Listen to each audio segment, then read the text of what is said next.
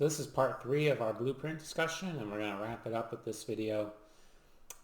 The first video talked about the basic parts of a blueprint: title block, dimensions, views, revision blocks. Second part kind of went into the nature of prints, their status as a contract between all parties, and some shop math that sometimes used to verify the prints. This third video, we're going to wrap up. We're going to talk about some important steps, and then we're going to look at some interpretations of prints that are important to understand. Some symbols that we'll just explain, and so that when you see them in industry, you'll at least recognize what they are. If you haven't already, go ahead and visit the Pragmatic Metrology website and grab the prints so you can follow along, print one out. That's pragmaticmetrology.com. We'll have I'll be putting all these blueprints there so you can follow along.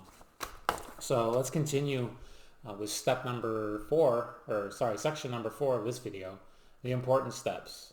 So if you've watched the other blueprint videos so far, you'll know I've emphasized certain things. And first thing, when you get a part, you're gonna inspect this part, or maybe you're gonna make that part. Grab your blueprint, verify the part number,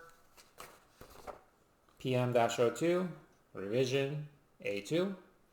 Verify that against your traveler, your print. Make sure the physical part matches. Sometimes revisions will add features or move features or even remove features.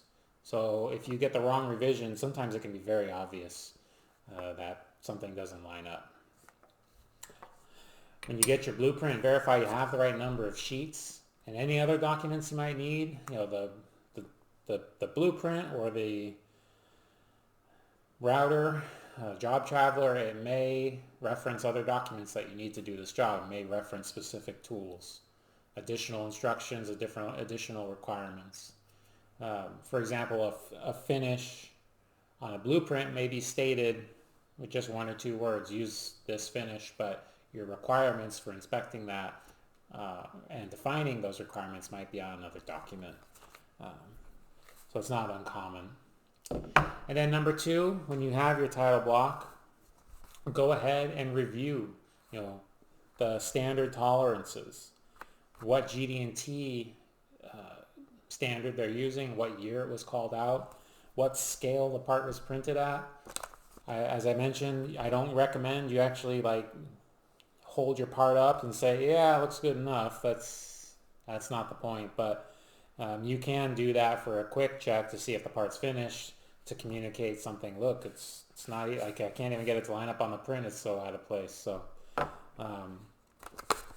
knowing the scale can be helpful if you want to, especially there's some parts like sheet metal. Sometimes sheet metal will let you do that. They'll just say, look, hold it up to the print. I mean, sheet metal tolerances are crazy. And there may be some other industries that I'm not familiar with, but sometimes that is the way you inspect the part. For a machine part with tight tolerances, no, don't do that.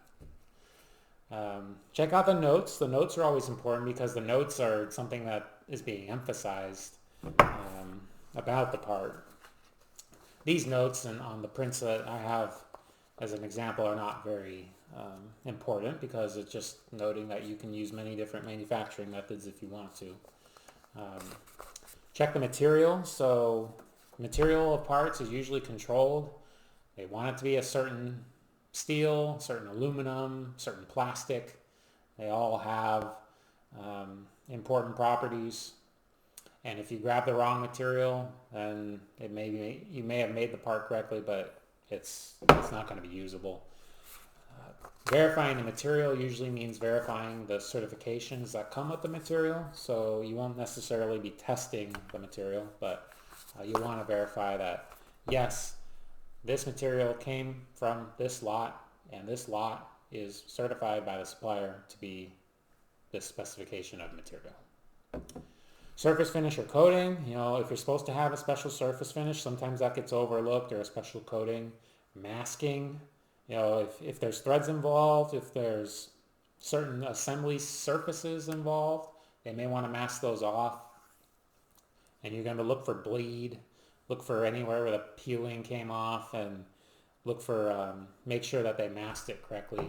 And then, of course, just special instructions, which will be special handling, special inspecting instructions, whatever it might be. But those will be usually be notes or be on the job traveler. So that's what I do when I grab a print. I look at all of these and then I get started, and I start looking at my tolerances, deciding what gauges I'm going to use, and get going from there. So some interpretations. First of all, you know, you may come across GD&T feature control frames. I'm not going to be doing an in-depth GD&T video. There's so many sources for GD&T out there that for me to do one would just be gratuitous. So check out, look online. There's a lot of great resources, textbooks, pamphlets. You know, there's little pocket books. GD&T is not the most difficult subject. I am planning to do a video about how to inspect GD&T. That's on my plan, but at the moment, it's still only in the planning phase, so we'll see if and when I can get to that, but it is something I want to do. When you see a call out like this one, true position call out, or actually just position, when you see this position call out, how do you inspect that, right? That's what I want to talk about. But whenever you see this frame here, it'll be a rectangular box and it'll have a symbol. This is a GD&T symbol for position. It will then have a box with the tolerance. In this case, the tolerance is a diameter of 0.014, so it's a circular tolerance. You get a modifying symbol sometimes, which will be an M or an L or many other symbols. Actually, I don't know if other symbols go in here off the top of my head, but this one means maximum material condition. And then you'll have your datums. So you have datum A, datum B, datum C. So this doesn't look like the other features we deal with. You know, the feature control frame in the bottom right corner of the angle block print. But how you interpret this, look into some GD&T. But I'll give you a little bit of an explanation. So again, there's the symbol, tolerance, modifier, and datum references. And your datum references look like, well, I have them highlighted. I don't know how to put it in words, but they're going to be boxed with like an anchor on the bottom, a triangular anchor. Different softwares look a little bit different, so there may be some differences in style, but this is generally what they look like. And to give you a top level basic explanation, a lot of these basic dimensions are not good enough for controlling some features. So GD&T was developed, I think, in the 50s after the Second World War as a way to better control certain features that were critical. And so when you use these symbols, they are overriding many of the other symbols that are there. It kind of turns them into references in some cases, not every case, so don't apply that universally. But for example, this position symbol, this position 0.014, this hole has some locations on it, right? It has, let's see, it has 2.5 from datum C, and it has 1.5 from datum B. You see that on the paper there. And with these, the tolerances on the 1.005 and the 2.500, those are plus or minus 5 thousandths. So I'll draw this real quick for you, give you a top level position explanation. Let's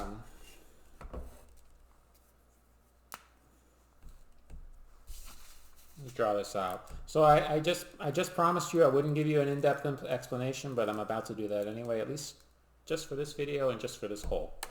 So we're calling out this hole calling out that distance at 2.5. And we're calling out from the bottom at 1.005. Okay. And that is to the hole center, right? Anytime you define a hole, I would say most of the time you're defining it to the hole center. So let's zoom in a little bit on the tolerance zone. You get 5 thousandths left and right, and you get 5 thousandths up and down if you're going to use this style of dimensioning. Okay, so this would represent everywhere that that center point could be and be within tolerance. Okay. Now, what the GD&T symbol does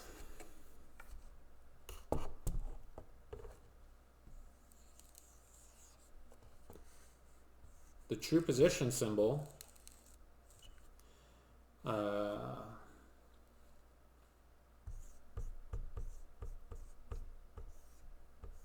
maximum material A, B, C, kind of a haphazard way to draw it. What that does, and actually I put it in the wrong spot, what that does is it gives you a circular tolerance. So you no longer have a square tolerance zone when you're working with true position. Square is pretty much easy for us to think about when we're looking at all the other dimensions. It's up or down, it's left or right. When you see a true position symbol, it actually turns into a circle. And how big that circle is defined here. So that is a diameter of 0.014. So it's a radius of 7 thousandths or a diameter of 14 thousandths. And that's what that symbol means. And that's why we use these symbols. If I wanted a circular tolerance zone using just my orthogonal XY, you can't do it. It's simply easier to develop these symbols and do it that way. So that's why GD&T came about, because this is more desirable. You get a bigger tolerance this way, and everybody's happier with a bigger tolerance, even engineering. So anyway, that's just one quick explanation on GD&T, on position symbol. So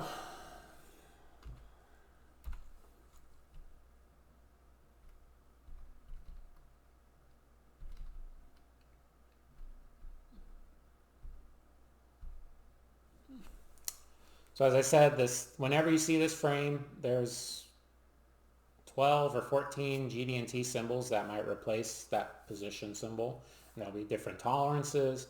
You might have different datums and you might have different modifiers. So it'll look a little different each time, but it'll still be shaped like a rectangle with certain sections. Symbol always goes first. Symbol always goes first, then the tolerance, and then modifiers and datums. So when you're looking at this, when you're inspecting this, a few rules of thumb that I like to tell people is, those datums A, B, and C, right, on the print, they're highlighted there. The back side, the bottom, and this side. Those are all ideal or perfect, right? You're assuming, well, at least from a design perspective, these are your perfect 0, 0, 0 intersects. Now, the manufacturing process may not make them perfect. I talked about an example in the last video about sometimes the datums are not made perfect, which affects every feature off of the datum, which is a problem. You generally like your datums to be in good condition, but it doesn't always happen. And as I mentioned, the feature control frames override the basic dimension tolerances. So the basic dimensions are still necessary. Like in this example, it's still necessary to have those basic dimensions because we need to know where the hole goes. So we need to know where the center, the ideal center is. That's what the basic dimensions are for here. But the GD&T defines the tolerance zone. So it overrides the tolerance. But you still need the basics to put the GD&T. And as I'm looking at this, I'm realizing I made a mistake on this print. So by the time you watch this video and download this video, there may be a Rev 3.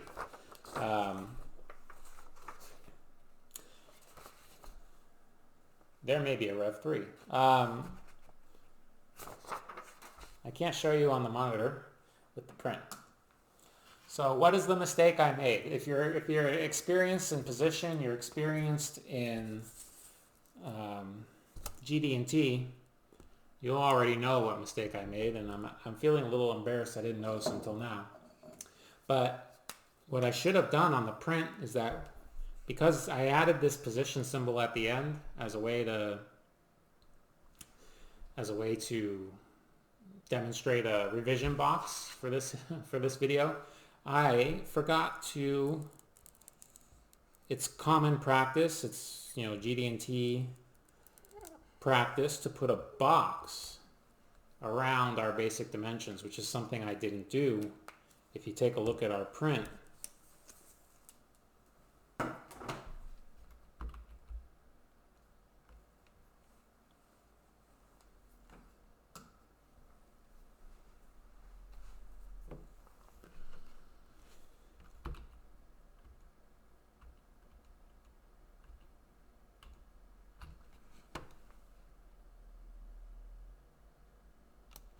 so if you take a look at our print here, I'll zoom in on the looking at my second monitor, so I'm not crazy. I'm not just leaning in for no reason. If you look at our second print here, I should have put a box around 2.5 and a box around 1.005 because those are a box around 0.5. Wow, I've just screwed up this whole video. A box around 0.5 to locate this hole. So I've made two mistakes. I'm not going to cut them out because mistakes happen. I'm just going to own up to it. But I should have had a box around the 2.5 and the 0.5 because I want to put a true position requirement on that hole. So I neglected to do that, so I'll have to rev this print up. If this were a real world situation, it would rev up to A3 or B1 or something that makes sense. The second mistake I made was in a little bit more forgiving, although it may have confused you.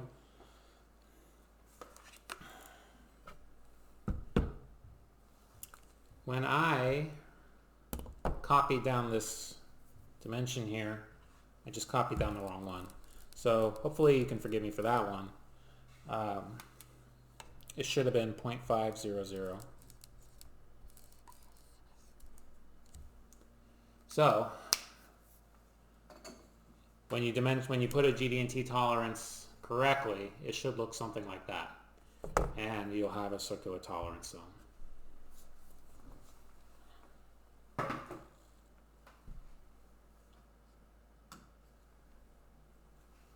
All right, let's stop making mistakes and keep going. So feature control frames override the basic dimension of tolerances. So here's some examples, and they're not all position, involve some of the other symbols, but rectangular zones become circles. A waviness in a part, up or down, that becomes restricted to a flat or a parallel section. A taper or a skew on, say, a hole, could have a hole that tapers inward, or some sort of diameter that tapers in one direction or another. Sometimes those are restricted to a perpendicular or a parallel zone. And size and position can be restricted to certain shapes. So a hole, either one of these diameters, an internal diameter or an external diameter, you can say, how round does it have to be? How round is round? Can it have a little egg shape, a little ellipse, elliptical imperfections? In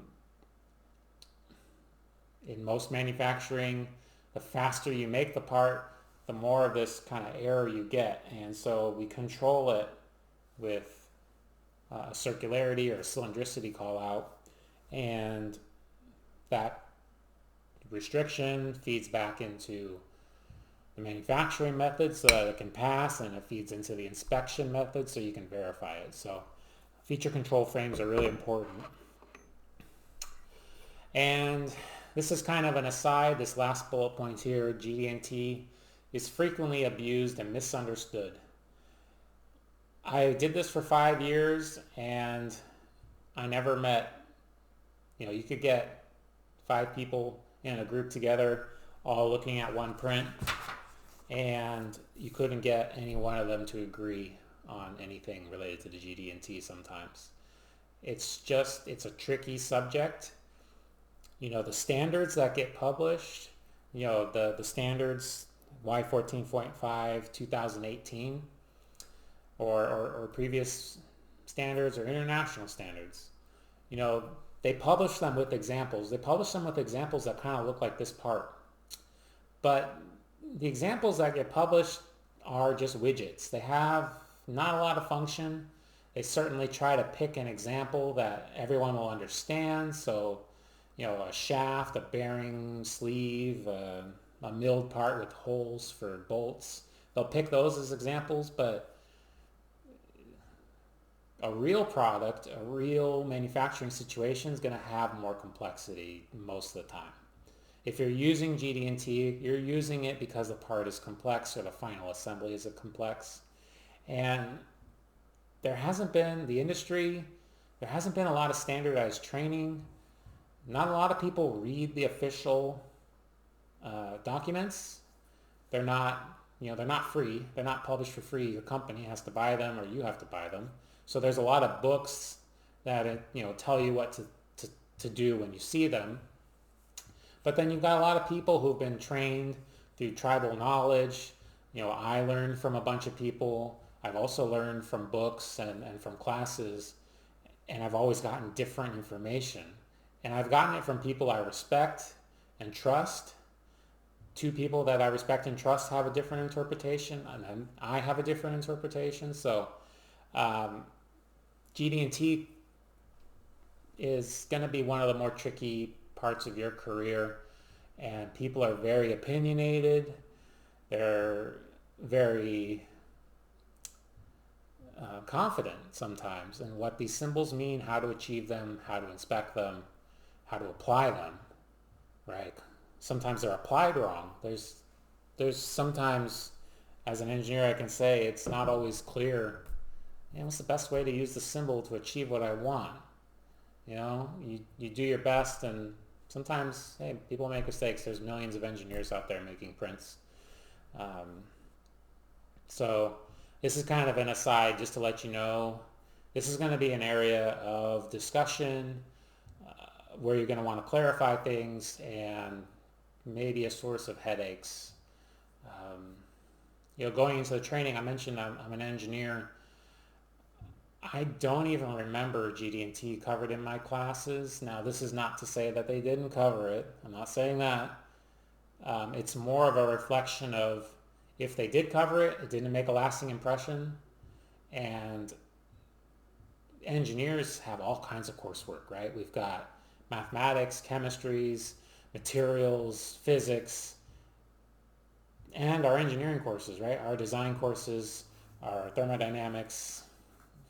There's a lot that goes into becoming an engineer, and I really enjoyed it, but I also know some of it didn't stick. It's the nature of the game, and any industry you learn a lot. Some of it sticks, some of it doesn't. And I don't remember GD&T being totally emphasized as much as I saw it in industry, right? I'm seeing it every day in industry. So I learned in industry, I learned on the job. And if you're watching this, you probably had the same experience that I did. So just know it's going to be a place to think critically, think creatively, and do your best to conform to the print. As I say, it's still a contract. Even if it's a bad contract, still a contract that you're responsible for. So we'll move on. We're going to change subjects entirely. We're going to talk about holes. Now, there's a lot of different ways to call out holes because there's so many different holes. I've tried to show you a cross-section of some of the most common that you'll see. On the left there, you've got a through hole, then you have a blind hole, a counterbore, a tapped hole, and a precision hole. What I'm calling a precision hole is just anything that has a tight tolerance diameter and a good surface finish. A precision hole could be milled, bored, turned.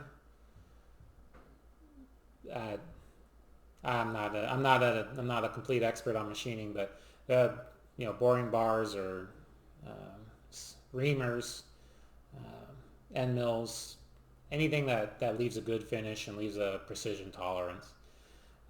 So these are the ways you might see it called out, different styles.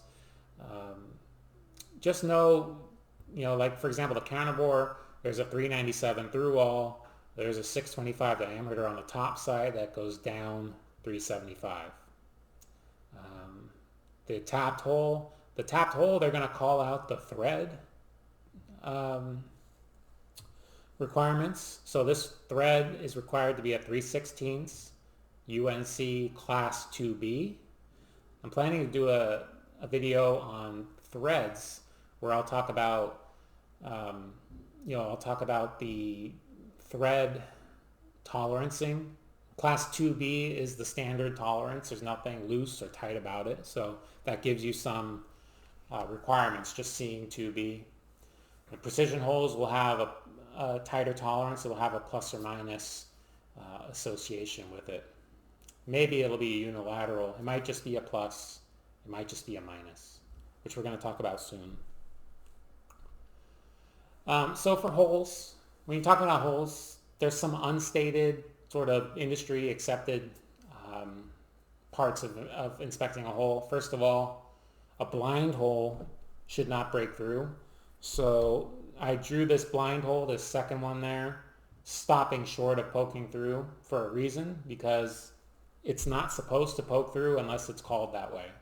Sometimes when you're manufacturing, you're really pushing the limits of what's capable in terms of design, and the machining might punch through when the design didn't intend for it because it's such a small sidewall that gets left over.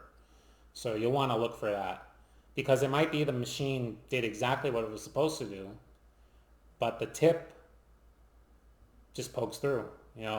Sometimes there's requirements on the angle at the bottom of the tip, whether it's going to be more aggressive or more shallow. But for the most part, you just don't want it to poke through. Depth only applies to the full diameter. So for this one, a blind hole, 0.375 down 1 inch. Well, like I mentioned, the tip, that triangular tip there, doesn't matter. We care about the full diameter going 1 inch, and we care about the tip not breaking through. That's how we decide it. Now, if you drop a caliper depth bar into a hole, if you grab it down on the side, you will get a shallow number, and then as you go deeper into the tip, you'll get a deeper number. So you get 2 numbers. So what we care about is the full diameter. So if you use a pin gauge is going to check the full diameter. And then watch for walking. So I don't have any, I do have a big part. Hold on 1 second.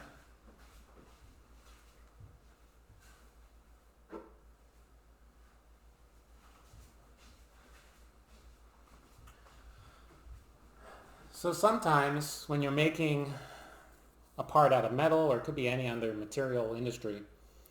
This part's got through holes all around it. So sometimes when you want a through hole to poke through one side, it won't go straight through on the other side.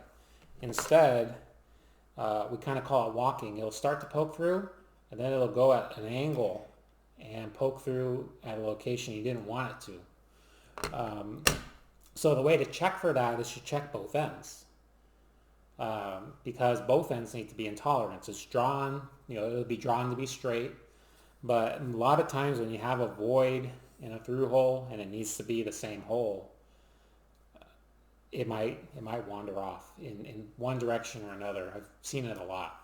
And even in a solid billet, if you tried to drill all the way through this 4 inches relative to the back here, you just start up here, you end up on the back side, it might still walk through the material and bend, because these, as sharp and as rigid as drill bits are, they can still bend a little bit and still cut, so you won't notice any problems.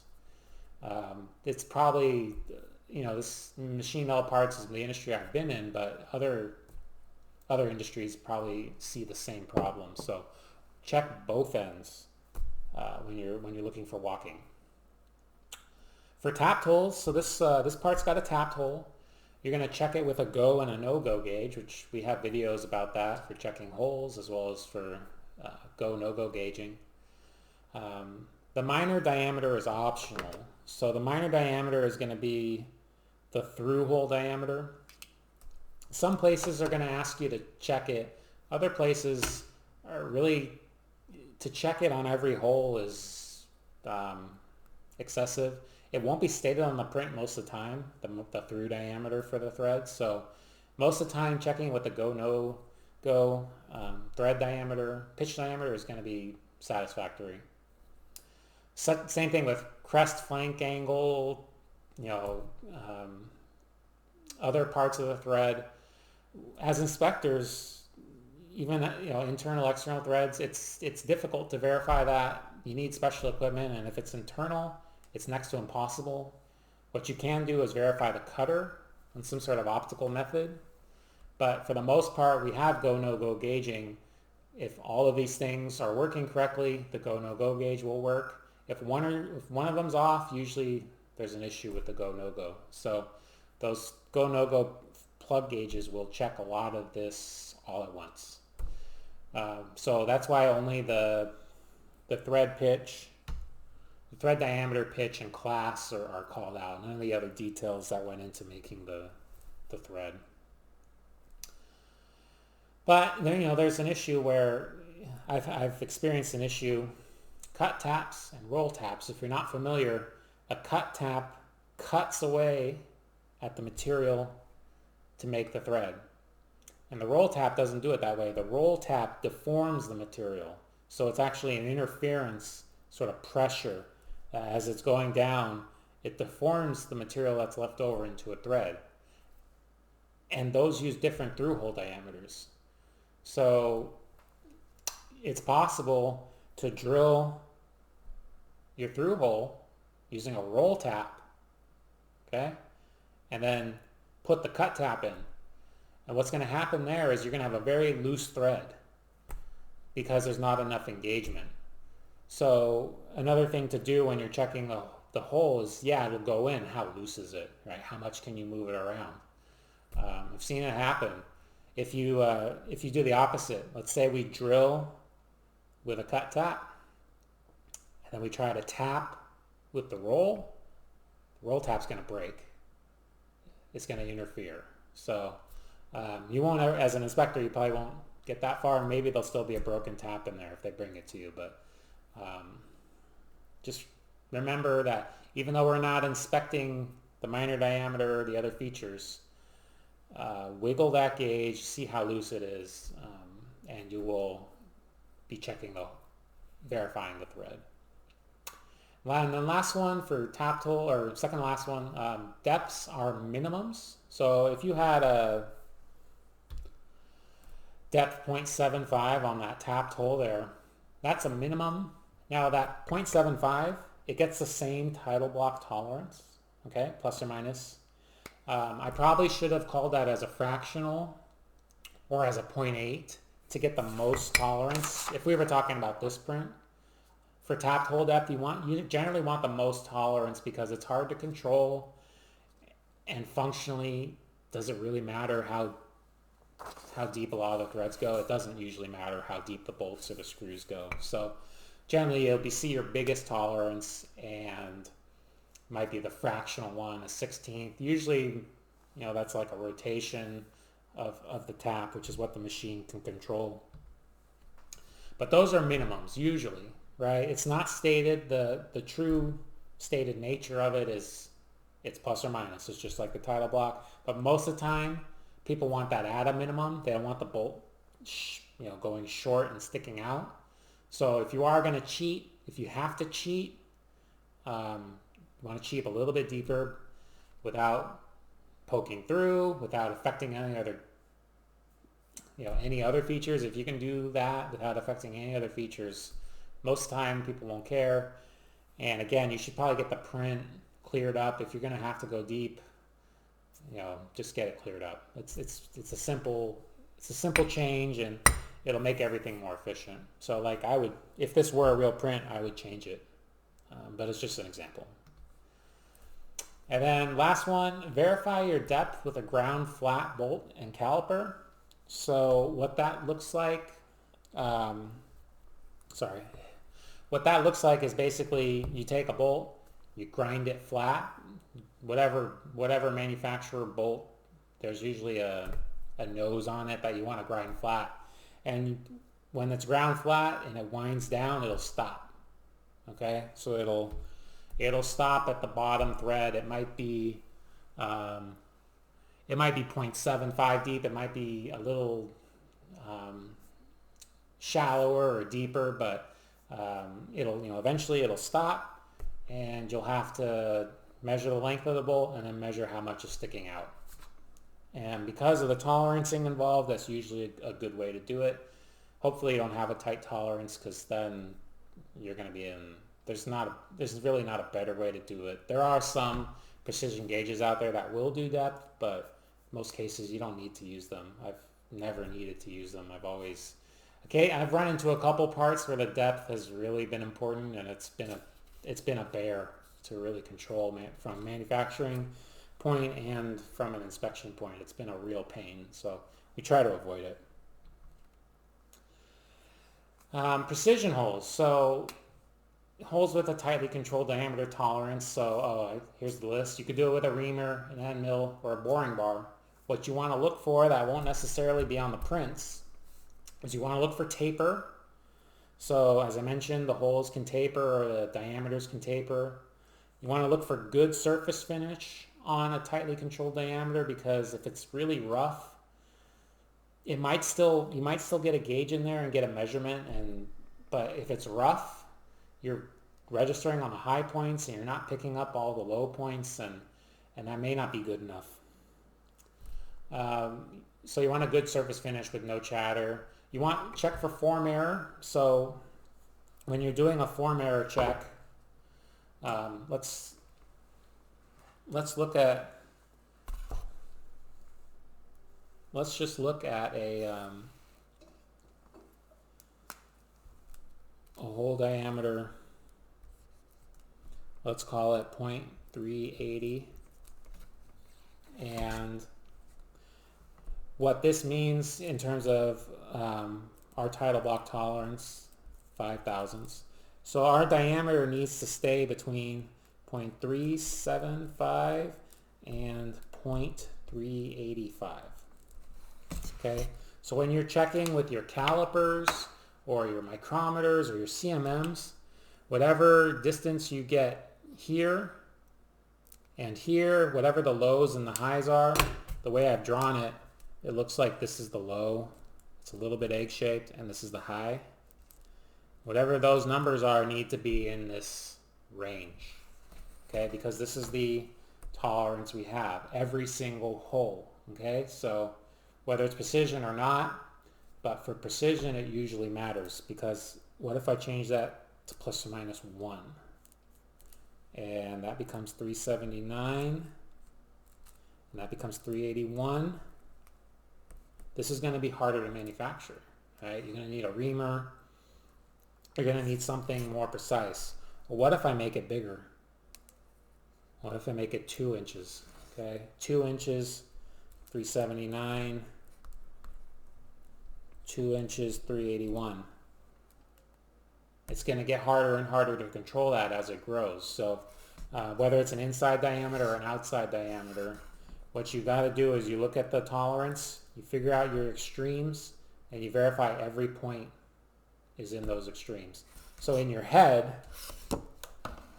what you end up having is you get a tolerance zone that's low, you get a tolerance zone that's high,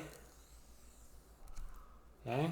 And every point you measure, if this black circle represents the part, every point needs to be in between those. It could be that you've got something kind of egg-shaped and most of it's in, but a little bit's out. It could be something wacky, depending on how much you zoom in.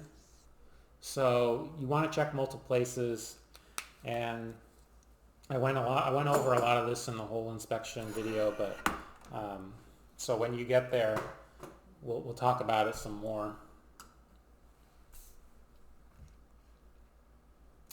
But what I forgot to, before we move on, even though this is not, here we go, this is not called out to be a GD&T call out. This is the same thing as circularity or cylindricity, which are GD&T call outs. When you do this style of check, there's kind of an implied GD&T form error. Even though it's not stated, you're saying every point needs to be within this window, which is exactly what circularity says. Okay, so that's why sometimes when I'm teaching, I say, yeah, there's a form error for that. You checked your diameter in one spot and it passed. But what about the other spots? Because it's not round. It's not perfectly round. Nothing is perfectly round. I mean, except gauges maybe, but you can't assume that. You can't assume it's perfectly round. You have to look. If it's in tolerance 90% of the time and some of the diameter is out of tolerance, well, it's still not going to work. It's still not going to pass. So something you need to look for. Also with precision holes, you can have a chamfer or a radius. Again, I've talked about this in the whole inspection video, but I'll give you a quick demonstration. So I'll draw a couple of examples. Let's talk about a hole that has a radius at the bottom, and you need to register your gauge on it. If you register your gauge on the radius, you end up getting the wrong diameter. You're supposed to be up here on the sidewall. So make sure you raise up your raise up your gauge to avoid the start of the radius. Okay, so check a few places, and eventually you might see the low point is registering on the bottom radius. If you had an external part, it could be, there it is. It could be the step shaft here. Right, it could be the step shaft. I'll draw this. Well, any place where the diameter changes will have a radius. Something left over behind from the cutter, the manufacturing process. Other processes as well will have it. So if you end up putting your micrometer here, you're going to get a false reading again. You're going to be above the true diameter. So you have to verify this radius is in spec. This is a tightly controlled feature usually. And It might be just be in the title block. I think it's in the title block of our example. Max radius 30 thousandths, but you want to get your impact points actually away from the radius. So watch out for that, because it may not be called out on the print specifically, but there will be a radius. Okay. So it's in the title block. Max radius 30 thousandths. There it is. Okay, let's keep going.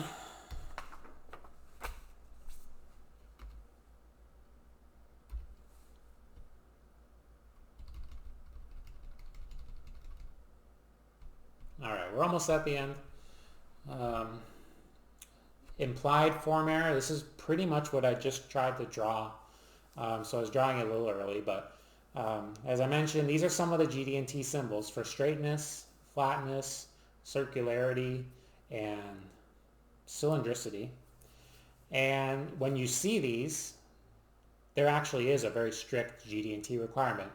But when you don't see these, that type of requirement still exists. That 970 plus or minus 1, which is if we change the tolerance of this hole to plus or minus 1, well, that would change the, that would look like the picture on the right side, where on the left side you have a low 0.9697 and high 0.9705, and average, take an average, that's 0.9702. But on the right side you have a low 0.966, that vertical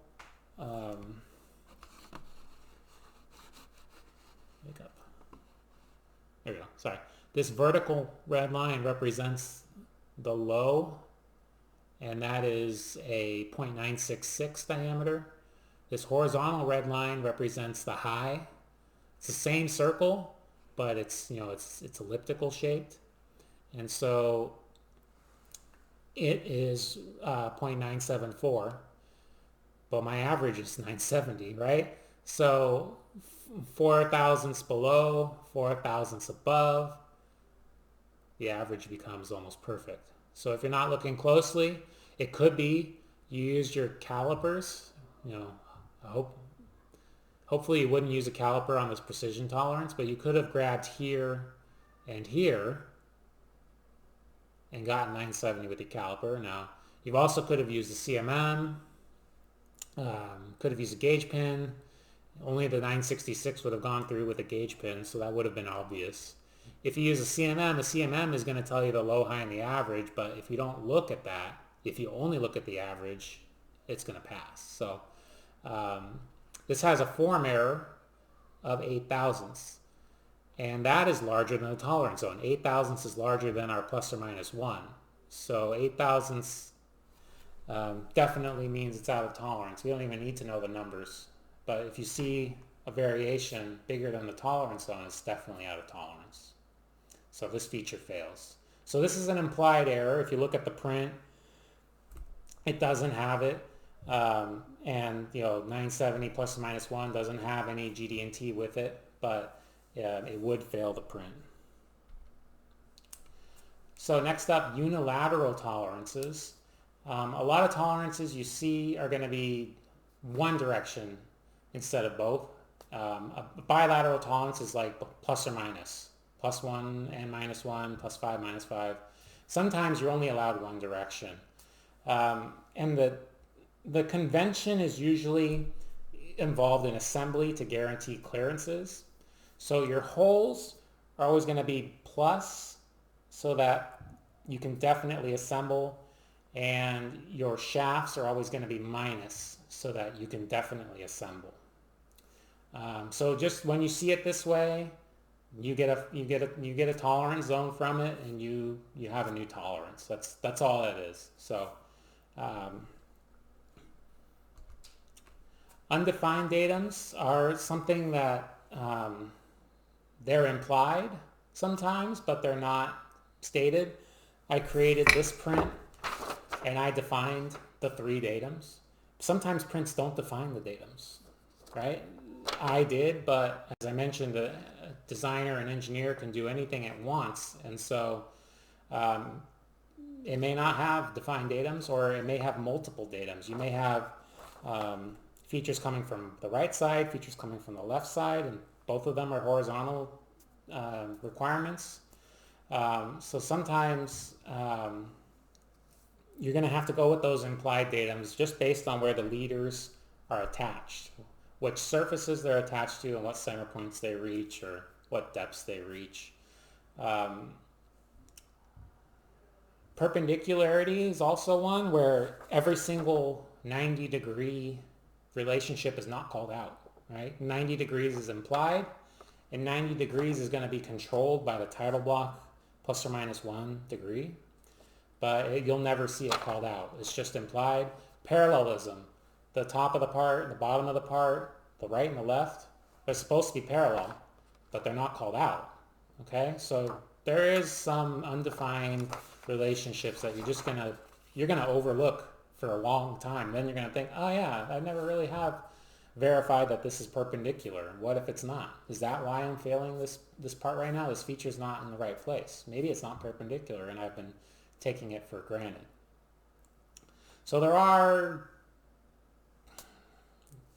the more prints you look at, the more you'll realize there's some symmetry, right? When you look at the step shaft drawing, I've defined this the way the industry defines it. There's nothing special about what I did. But you'll notice they're implied to be on center line, but I don't actually have anything that tells you that. So there's an implied relationship there that won't be called out, and you still have your title block to go with. So you just rely on conventional wisdom, and you know, if you're not sure, ask. Sometimes, I mean, a lot of people take for granted and assume all these diameters are on the same center line, but when you transfer parts, or you make them with the mill, or you do it in a way that people aren't expecting, it happens where they're not on the same center line, and problems can happen. So I'll talk about how to verify that when we do the surface plate stuff, but just remember there is an implied relationship, and you're going to need to verify it, even though it's nothing you can point to. When you're filling out a sheet, you can say, oh yeah, it's not collinear to the datum, whatever datum it is. So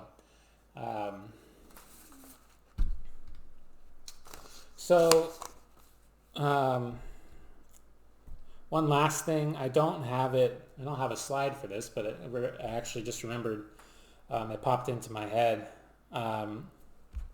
Sometimes datums are not defined, as I said. And what do you do when you're measuring a shaft and you don't have any datums? You want to pick a datum. I've got 5 diameters here. Which one is the datum? Well, the GD&T standards will say pick the largest diameter. You got to pick something, so it says pick the largest diameter. If it's not stated, your overall is your datum. So remember that. If you need to choose a datum, go ahead and pick the outside. When you're doing a milled part and you need to kind of pick datums, what the GD&T standard says is pick the high points.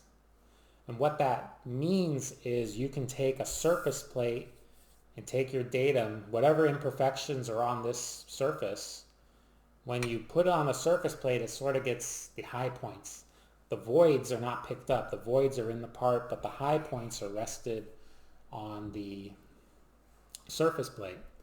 And I don't have a machinist square here, but when you need to pick perpendicularity, you also grab a machinist square.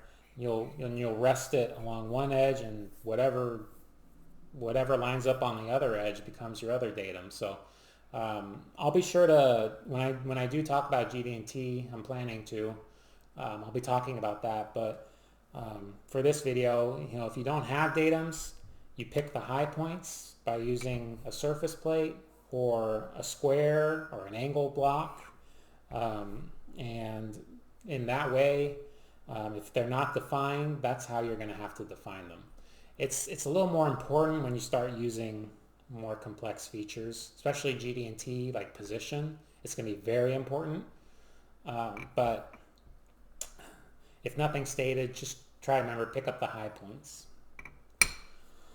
Okay, so this will be our last slide in this 3-part video series. So I have some tips and some best practices for you. When you first grab a part, obviously check out the title block, check out your tolerances, go through those steps that I talked about earlier. When you actually get down to starting with the measurement, what I like to do is verify the overall sizes first. So I will grab like overall length with a caliper or whatever tool is necessary, overall length, overall thickness, overall height, that sort of thing. And that's a great way to just verify the part's complete. The part is the part you're looking for. It's not something that's substituted. And it just kind of gets you started, gets you handling the part. I generally get a good feel for the part once I've verified how big it is overall. And then you have a couple options. You can either inspect by view, where you literally just go one view at a time. And that's okay. Actually, I'm going to go back to the computer. Going view by view is more than acceptable. Here we go. So if you're going to do that, it's going to guarantee you don't miss anything. And sometimes I do this on more complex parts. I'll go view by view. I'll do the front view, and then I'll grab and I'll do the top view, and then I'll grab and do the right view. And hopefully you've got a good print that has everything kind of defined on one view, and you don't have features defined across views, although that's unavoidable sometimes, and you just got to deal with it. But this will guarantee you don't miss anything. What I don't recommend is you kind of hunt around and just do whatever you think's easiest. Have like a method. The other method that I recommend, if you're not going to go view by view, go feature by feature. And what you want to do is verify the size, verify the location, verify the orientation, and verify the form. So those are the critical parts of every feature. How big is it? Where is it located? Is it pointed, kind of angled, oriented the right direction? Because you can locate something, but it'll be pointing the wrong direction. And then the form error, right? I already talked about circularity or flatness. That may not be stated on the prints, but have a big effect on whether a part passes or not. So, for example, you could do this hole, the center hole. I could say, all right, how big is it? It's 970. How far is it from the B datum? It's 0.5, or sorry, it's 1.005. How big is it from the C datum? How far is it from the C datum? It's 1.490. What was the form error when I measured the diameter? Was there a big plus or minus form error? And is it oriented straight up and down like the print shows, or is it at some angle? You could verify that by checking it from both sides. The location at this end is the same as the location at this end. There's many other ways you can do it. Surface plate will be a great way to do it. A caliper from the bottom here and then the bottom here will be another great way to do it. Still on 0. A while ago I zeroed this caliper and I didn't re-zero it. So 519 from that side and 518, 519 from that side. So it's oriented pretty well relative to this datum. And then I could do it again from this datum, 1.003, 1.005. So overall, not too bad for the tolerance that we have. So either inspect by view or inspect by feature, but have a plan. Okay, so have a methodical plan that you don't miss something, because if you have multiple sheets, You could say, oh, I'm going to go sheet by sheet. Sometimes you don't have that luxury. And then in terms of markup, you can record your measurements on the print if your company allows you. You can record them on some scrap paper, record them on a inspection plan, which I had somewhere. I don't have handy here. You can find it on the you can find the inspection sheet on the Pragmatic Metrology website. You can record your measurements there. If you're going to get red lines, as I talked about in one of the other videos, make sure they're signed and dated and very clear about the markup there. When it's redlined, it becomes official. Anything less than a red line is not official. And it may, I would say, most cases, it has to be an engineer. I've been in cases where a production manager does it, and the production manager has the authority. Although that's not always kosher with every manufacturing process. But whatever your company policy is, just follow it for red lines. Feel free to highlight the print. Sometimes that helps. I showed you one slide where I highlighted the datums. I find that to be helpful. Highlighting key features. When you find something wrong, highlight that. That's a great visual way to communicate to somebody there's an issue, assuming your company allows it. Most do. If it's a paper print, it's usually disposable. But don't go marking up the masters if they are, if for some reason you're working with the master print, you're not working with a copy that's disposable. And then do your best, keep them clean. Keep them folded nicely with these large prints. A lot of people got to handle them, and if they end up so dirty from oil and dirt and chips, and it really degrades the quality of the print and the quality of the inspection you can do. So do your best to keep them clean and folded nicely. It's kind of a very quality thing to say, but it actually it helps a lot. When you can actually legibly read your requirements and not make a mistake. So that's it for me. I want to thank you guys for bearing with me in these 3 videos. Please check out my website, pragmaticmetrology.com, for more videos, the drawings. You may see an updated rev for this by the time you watch it. 3D models for this part, so you could 3D print this or program it and machine it if you like.